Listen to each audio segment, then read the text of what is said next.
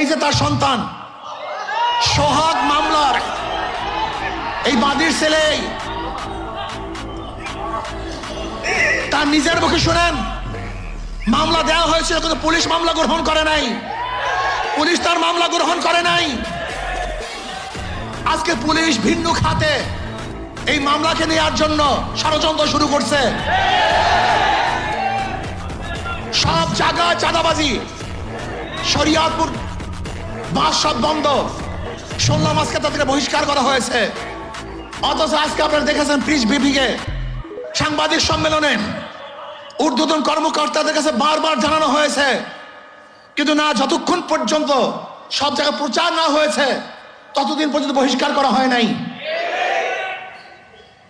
চাঁদা নিলে পুরস্কার, ধরা পড়লে বহিষ্কার,